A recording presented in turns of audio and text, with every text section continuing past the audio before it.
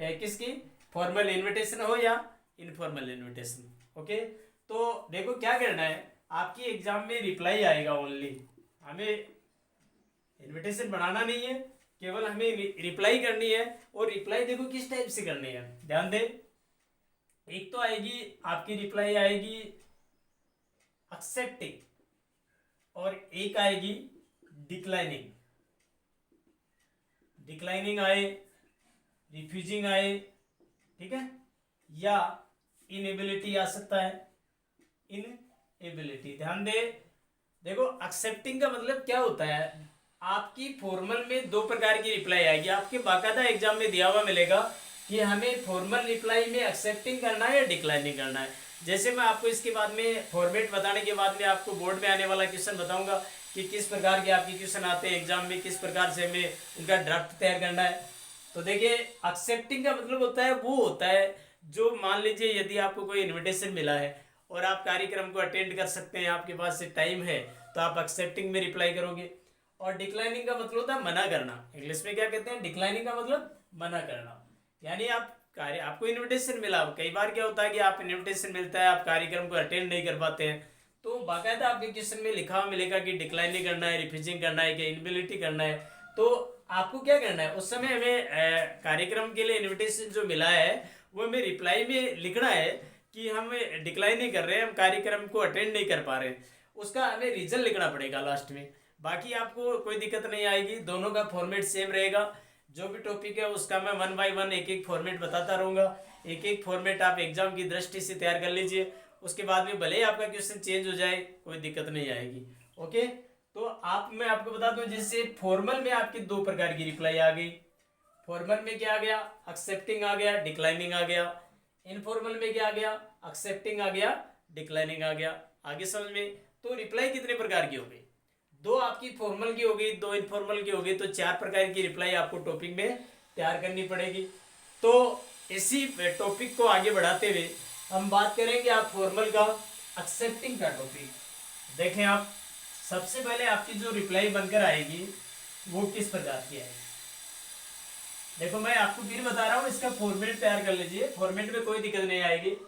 तो देखो आप लिखेंगे, ऐसा लिखा, ये लिख लीजिए heading, formal reply in accepting, formal reply in accepting.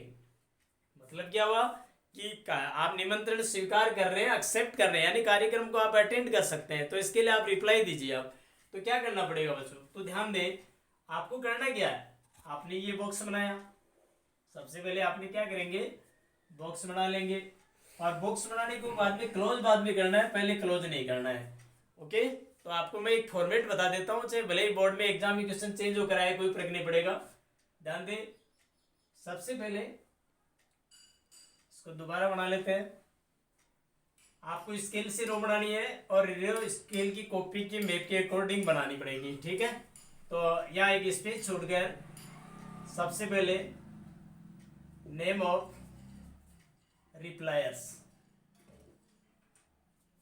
सबसे पहले रिप्लायर्स का नाम लिखेंगे आप, यहां लिखेंगे आप थैंक्स या थैंक लिखेंगे, ठीक है।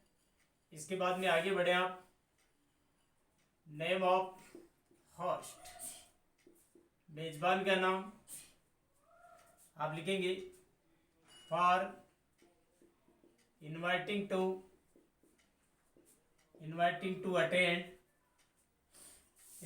To attend the function of, लिख दिया। इसके बाद में यहां देखो, नेम ऑफ प्रोग्राम, ये आपको बाकायदा क्वेश्चन में दिया हुआ मिलेगा, ठीक है। यहां हमने लिख लिया, ऑन लगा के डे एंड डेट लिखी, इसके बाद में एट लगाया, टाइम आ गया, फिर एट की जगह प्लेस आ गया। ओके, अब ध्यान दीजिए, आपको क्या करना है बच्चों, ये एक पैराग्राफ में आएगा, है ना। अब आप एक काम करेंगे, आप पैरा चेंज कर देंगे, तो आप लिखेंगे ही सी दे हैज या हैव, ठीक है। He see they have much pleasure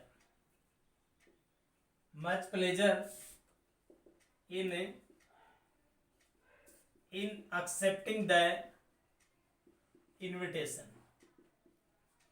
ये आप सेंटेंस लिखेंगे, फिर आप क्या करेंगे, फिर इस पेरे को चेंज कर दें आप यहाँ, तो आप फिर वापस लिखो he see they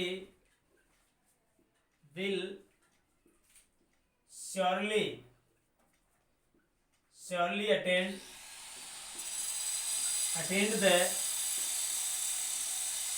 the function with his her या देयर फैमिली।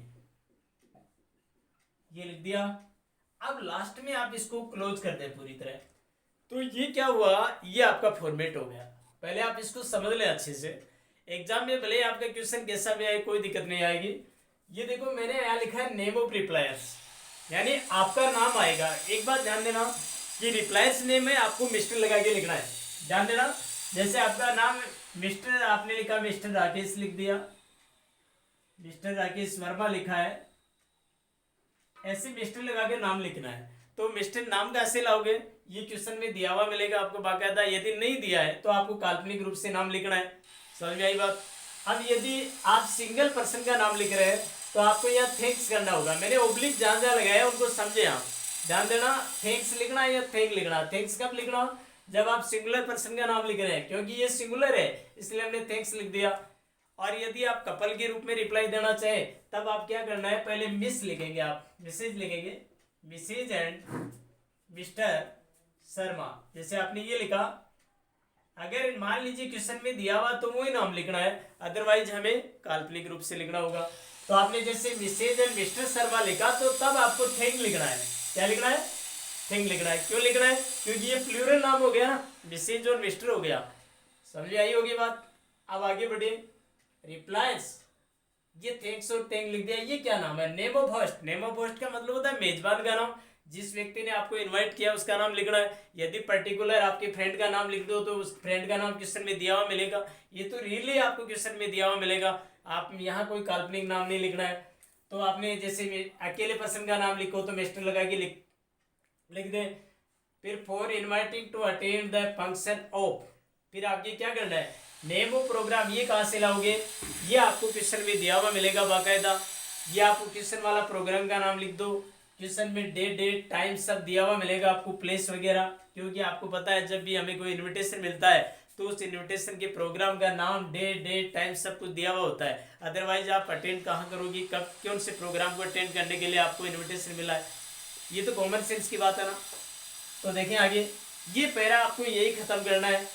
इसके बाद आपने यहाँ लिखा, मैंने आपको देखो 3 प्रोनाउन लिखे। क्यों लिखे, ही लिखा, सी लिखा, दे लिखा। क्यों लिखा है, इनमें से आपको एक ही यूज करना है। क्यों करना है कि यदि पर्टिकुलर पर्सन एक व्यक्ति का नाम लिखा आपने, जैसे मिस्टर राकेश वर्मा लिखा है तो आपको ही काम में लेना है, या मिसेज लिखा तो सी लेना है, प्लूरल लिखा तो आपको दे काम में लेना है। ओके। और यदि पर्टिकुलर ही या सी लिखा है तब आपको हैज करना है, अगर प्लूरल लिखा है तब आपको हैव करना है। Have much pleasure in accepting the invitation. यहाँ तक समझ में आ गया होगा। फिर आगे बात करें, आपने ऊपर जो लाइन में लिखा है जैसे प्लूरल कौन सा प्रोनाउन लिखा उसके अकॉर्डिंग वापस नीचे उतार लो। ही लिखा तो ही ले आओ, सी लिखा तो सी, दे लिखा तो दे ले आओ। Will surely attend the function with his. फिर ध्यान दो, हिज हर देर क्यों लिखा मैंने प्रोनाउन, ये क्या है, ये रिलेटिव प्रोनाउन है, सॉरी। तो क्या करना है, ही के हिसाब से हिज कर दो, सी लिखा तो हर कर दो, दे लिखा तो देर कर दीजिए। ओके। कंप्लीट काम करने के बाद में आपको बॉक्स को बंद करना है। तो बच्चों ध्यान दें, ये आपको एक फॉर्मेट है। अब हमें दिक्कत क्या आ रही है, मेरे हिसाब से कोई दिक्कत नहीं आनी चाहिए। दोबारा देख ले, रिप्लाइज नेम काल्पनिक क्वेश्चन में दिया गया तो वो लिख दे, नहीं काल्पनिक लिख दो, क्या दिक्कत है। पर्टिकुलर पर्सन के हिसाब से थैंक्स लिख दो, प्लूरल के हिसाब से थैंक लिख दो, है ना। कार्यक्रम का नाम वगैरह, ये होस्ट, ये जिसने बुलाया उसका नाम लिख दो, कार्यक्रम का नाम लिख दो, डेट टाइम क्वेश्चन में दिया हुआ मिलेगा, है ना। प्रोनाउन के हिसाब से ही सी ऊपर लिखा उसके हिसाब से आपको लिख देना है। समझ में आई होगी बात, यहाँ तक दिक्कत नहीं आई होगी आपको। तो देखें,